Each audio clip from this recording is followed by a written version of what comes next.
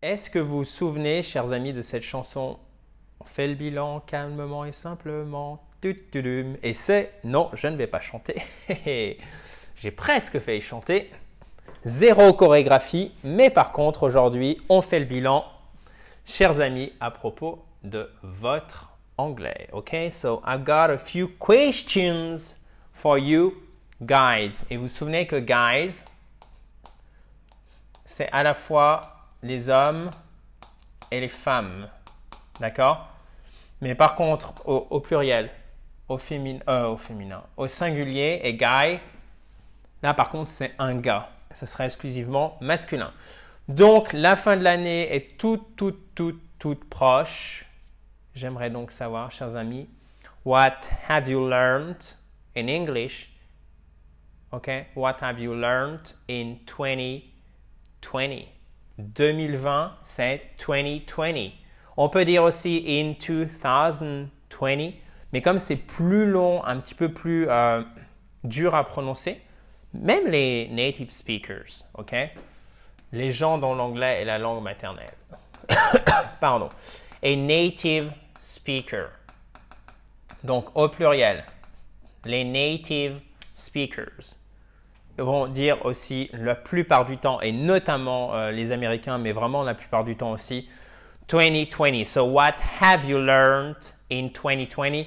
Et vous devez vous souvenir ceci, comme, pardon, je vais y arriver. On est en soon 2021, ok?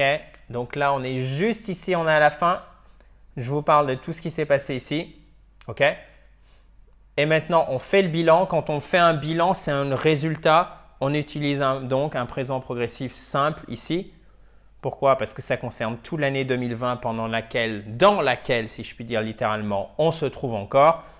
Et comme on fait le bilan, là, on n'est plus dans le progressif, quelque chose qui est en train de se passer. C'est voilà, 2020, c'est passé, c'est déroulé. Et maintenant, on fait le bilan. Donc, present perfect, simple. OK? Du coup, vous allez pouvoir me le dire dans un commentaire, chers amis. What haven't you learned in English in 2020? Qu'est-ce que vous n'avez pas appris? En fait, cette question, elle est même beaucoup plus intéressante. Je vous noterai aussi, alors là, je vous l'ai fait, ces déformations des verbes irréguliers qu'on a appris au collège. Vous allez me dire, mais de quoi il me parle? Si vous voulez vraiment écrire en anglais américain, vous écrivez comme ça, learned. En anglais américain, le verbe to learn n'est plus un verbe irrégulier, c'est learned. OK? What haven't you learned in English in 2020? Vous pouvez utiliser learned si vous préférez, il n'y a aucun problème. Même en anglais américain, on vous comprendra bien, ne vous inquiétez pas. Donc, qu'est-ce que vous n'avez pas appris en fait? Et que vous devriez, vous pourriez et que vous devez apprendre en 2021. Des petits chiffres pour vous et pour vous remercier, premièrement, et deux, s'exercer au niveau des nombres, bien évidemment. Vous l'avez compris. Alors, je vais enlever tout ça. Donc, qu'est-ce que je n'ai pas fait en 2020? Arrêtez les gribouillages. Les gribouillés, pardon. Ou le gribouillage. So, I've published this year, okay, this year only. I've published for you guys 3,634 minutes of video. OK? Donc, j'ai publié 3634 minutes de vidéo cette année. Il y a 60 minutes dans une heure. 60 fois 60, ça fait 3600. Ça fait donc 60 heures plus 34 minutes. Donc là, vous avez quand même de quoi faire, chers amis. Ce qui veut dire qu'il me faudrait à peu près au moins, enfin, faudrait à peu près 2 jours et demi non-stop où je vous parle. Je ne sais pas comment vous faites pour supporter d'ailleurs. Vous devez vraiment avoir besoin d'améliorer votre anglais. Je plaisante, bien évidemment, vous l'avez compris. Et c'était surtout, là aussi, vous l'avez bien compris, chers amis, de l'auto-dérision. So, I've published so far, jusqu'à présent, let me see, yeah, 3, 3,634 minutes of video. OK? So far, jusqu'à présent. Donc, vous voyez, à chaque fois, on parle ce qui a commencé dans le passé. Ça s'est passé, ça s'est passé, ça s'est passé. Et là, boum, on fait le bilan. Du coup, présent, present perfect. OK? Simple. So far, you've written 56,192 comments on this wonderful YouTube channel.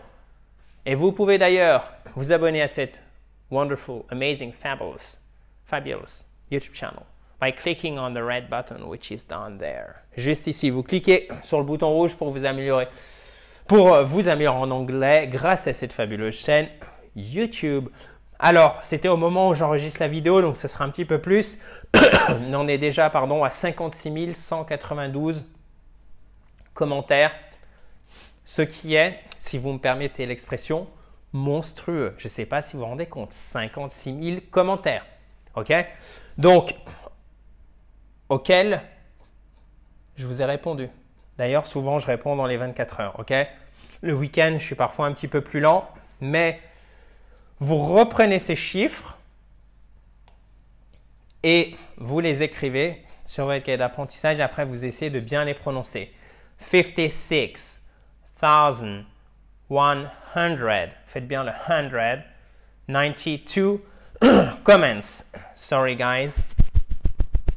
Et à chaque fois, entre la dizaine et l'unité, et c'est la seule fois en anglais où ça se fait, vous avez un trait d'union très important.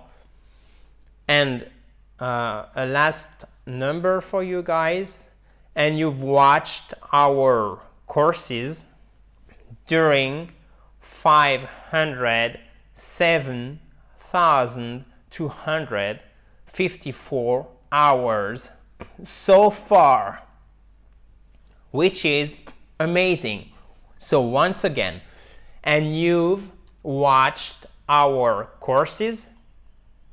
Quand je mets nos cours, parce qu'évidemment, par exemple, vous voyez Nicole, mais derrière, il y a toute une équipe qui travaille.